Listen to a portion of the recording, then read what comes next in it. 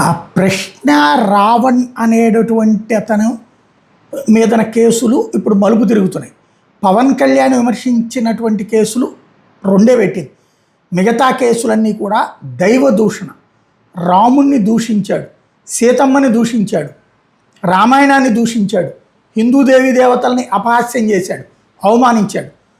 తను నాస్తికుడు అన్నప్పుడు నీ నాస్తికత్వం ప్రబోధించుకో, అంతే తప్పించి దైవదూషణ ఎందుకు చేయాలి, దేవుళ్ళని ఎందుకు దూషించాలి? ఓ పక్కన పేరు జోసెఫ్ అంటే నువ్వు క్రిస్టియన్, నువ్వు వెళ్తున్నది మనం అనుకోటేంటి దళిత క్రైస్తవ సభకి వెళ్ళావు అంటే ఏంటి, అక్కడ రిలీజియన్ కులం రెండు ఉంది. అక్కడ సెట్ చేసుకుని ఇక్కడ వచ్చేటప్పటికి ఈ దుర్భాషలాడటం అవసరమైందా? అది ఆలోచించుకోవాల్సింది. ఇప్పుడు అతని వరుసపెట్టి కేసుల్లో జనసేన వాళ్ళు ఇలా దైవ దూషణని తీసుకువెళ్తున్నారు. ఇప్పుడు తాజాగా నక్కపల్లిలో పోలీస్ స్టేషన్ ఎదురుగుండా జనసేన నాయ కార్యకర్తలు పెద్ద ఎత్తున పోగయ్యారు, నినాదాలు చేశారు, అతను మాకు అప్పచెప్పాలని ఘాటైనటువంటి హెచ్చరికలు జారీ చేశారు.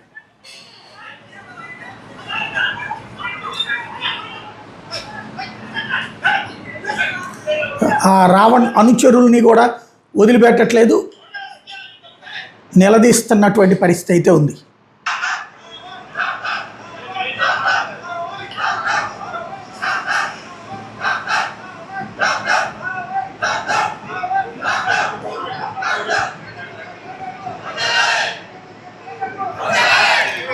ఇది ఉద్యమాలు ముదిరిపాకాన పడుతున్నాయి.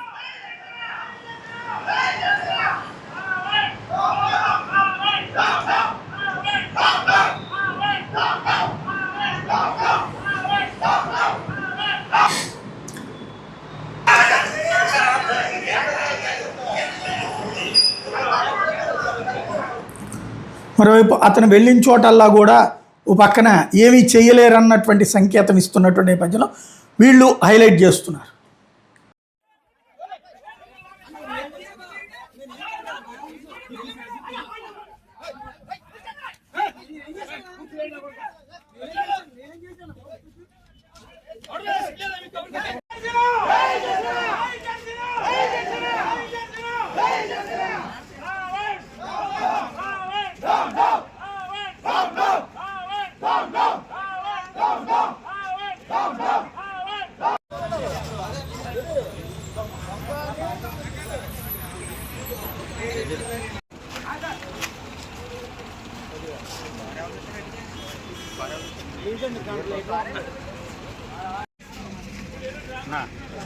అక్కడ వీడియో బాగుంది.